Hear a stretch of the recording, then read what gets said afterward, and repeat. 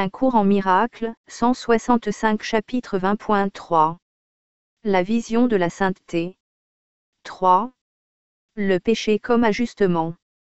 La croyance dans le péché est un ajustement. Un ajustement est un changement, le passage d'une perception à une autre, ou la croyance que ce qui était tel auparavant a été rendu différent. Par conséquent, tout ajustement est une distorsion, qui fait appel à des défenses pour la soutenir contre la réalité. La connaissance ne requiert aucun ajustement et, de fait, se perd si le moindre passage ou changement est entrepris. Car cela la réduit aussitôt à une simple perception, une façon de voir dans laquelle la certitude est perdue et le doute est entré. Une condition ainsi détériorée nécessite des ajustements, parce qu'elle n'est pas vraie. Qui a besoin de s'ajuster à la vérité, qui n'en appelle qu'à ce qu'il est, pour comprendre. Les ajustements de toutes sortes sont de l'ego. Car l'ego croit fixement que toutes les relations dépendent des ajustements, pour faire d'elles ce qu'il voudrait qu'elles soient. Les relations directes, où il n'y a aucune interférence, sont toujours considérées comme dangereuses. L'ego, qui s'est lui-même nommé médiateur de toutes les relations, fait tous les ajustements qu'il estime nécessaires, puis il les interpose entre ceux qui voudraient se rencontrer, pour les garder séparés et empêcher leur union.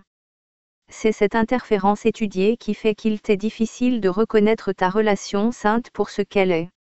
Ceux qui sont saints n'interfèrent pas avec la vérité. Ils n'en ont pas peur, car c'est au-dedans de la vérité qu'ils reconnaissent leur sainteté, se réjouissant de ce qu'ils voient.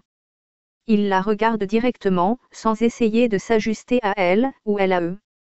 Ainsi ils voient qu'elle était en eux, n'ayant pas d'abord décidé où ils voulaient qu'elle soit. En regardant, ils ne font que poser une question, et c'est ce qu'ils voient qui leur répond. Tu fais le monde et tu t'ajustes ensuite à lui, et lui à toi. Et il n'y a pas non plus de différence entre toi et lui dans ta perception, qui a fait l'un et l'autre. Or il reste une question simple, qui exige une réponse.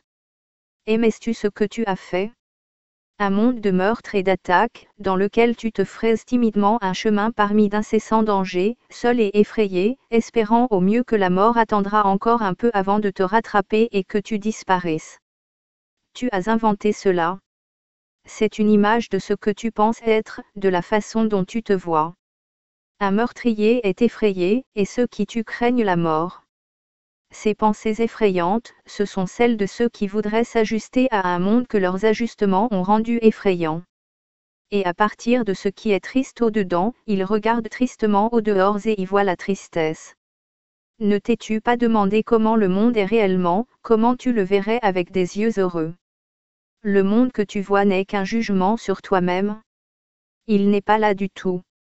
Or le jugement lui impose une sentence, le justifie et le rend réel. Tel est le monde que tu vois, un jugement sur toi-même, et fait par toi. Cette image maladive de toi-même, qui est son image et qu'il aime, l'ego la préserve avec soin et la place à l'extérieur de toi dans le monde. Et à ce monde, tu dois t'ajuster aussi longtemps que tu crois que cette image est à l'extérieur et te tient à sa merci. Ce monde est sans merci et s'il était à l'extérieur de toi, tu aurais certes raison d'être effrayé. Or c'est toi qui l'as fait sans merci, et si maintenant sa nature sans merci semble être dans tout ce que tu vois, elle peut être corrigée. Qui, dans une relation sainte, peut longtemps rester non saint ? Le monde que voient ceux qui sont saints ne fait qu'un avec eux, tout comme le monde que regarde l'ego est pareil à lui. Le monde que voient ceux qui sont saints est beau parce qu'ils voient en lui leur innocence. Ils ne lui ont pas dit ce qu'il était, ils n'ont pas fait d'ajustement pour convenir à leurs ordres. Dans un murmure, ils lui ont doucement demandé « Qu'es-tu » Et celui qui veille sur toute perception a répondu. Ne prends pas le jugement du monde pour réponse à la question « Que suis-je » Le monde croit dans le péché, mais la croyance qu'il a fait telle que tu le vois n'est pas extérieure à toi. Ne cherche pas à faire que le Fils de Dieu s'ajuste à son insanité. Il y a un étranger en lui, qui est entré par mégarde dans la demeure de la vérité et qui en sortira. Il est venu sans but, mais il ne restera pas devant l'éclatante lumière qu'a offerte le Saint-Esprit, et que tu as acceptée. Car là l'étranger est rendu sans demeure et tu es, toi, le bienvenu. Ne demande pas à cet étranger de passage, que suis-je? Il est l'unique chose dans tout l'univers qui n'en ait pas connaissance. Or c'est à lui que tu le demandes, et c'est à sa réponse que tu voudrais t'ajuster. C'est cette seule et folle pensée, d'une féroce arrogance et pourtant si minuscule et si insignifiante qu'elle se faufile inaperçue à travers l'univers de la vérité, qui devient ton guide. C'est vers elle que tu te tournes pour demander la signification de l'univers. Et à l'unique chose aveugle dans tout l'univers voyant de la vérité, tu demandes, comment dois-je regarder le Fils de Dieu? À une chose totalement dépourvue de jugement, demande en jugement. Et si tu l'as fait, voudras-tu croire la réponse et t'y ajuster comme si c'était la vérité? Le monde que tu regardes est la réponse qu'elle t'a donnée, et tu lui as donné le pouvoir d'ajuster le monde pour rendre sa réponse vraie. Tu as demandé à cette bouffée de folie la signification de ta relation non sainte, et tu l'as ajustée en fonction de sa réponse insane. À quel point cela t'a-t-il rendu heureux? As-tu rencontré ton frère avec joie pour bénir le Fils de Dieu et lui rendre grâce de tout le bonheur qu'il t'a offert? As-tu reconnu en ton frère le don éternel de Dieu pour toi? As-tu vu la sainteté qui luisait en toi comme en ton frère, pour bénir l'autre? Voilà le but de ta relation sainte.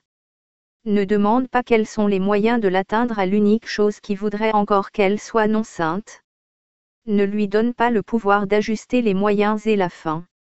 Des prisonniers qui sont liés depuis des années à de lourdes chaînes, affamés, émaciés, faibles et épuisés, qui ont les yeux plongés depuis si longtemps dans les ténèbres qu'ils ne se souviennent plus de la lumière, ne sautent pas de joie à l'instant même où ils sont libérés.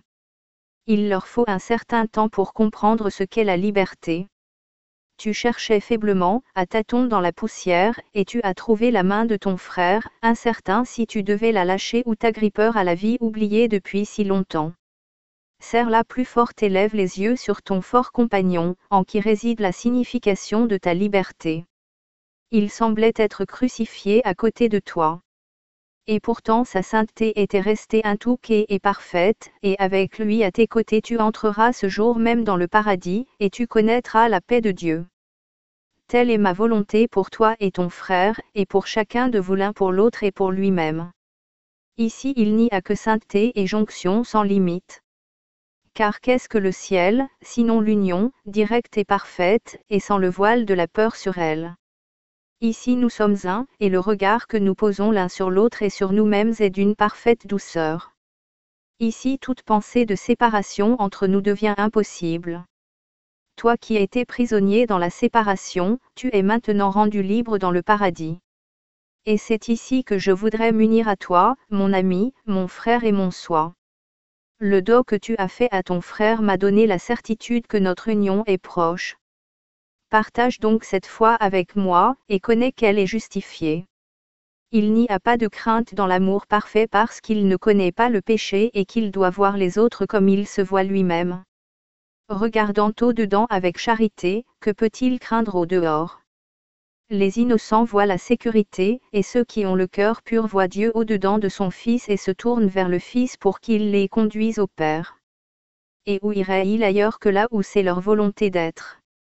Maintenant toi et ton frère vous conduirez l'un l'autre vers le Père, aussi sûrement que Dieu a créé son Fils saint, et l'a gardé ainsi. En ton frère est la lumière de la promesse éternelle d'immortalité que Dieu t'a faite. Vois-le sans péché et il ne peut y avoir de peur en toi.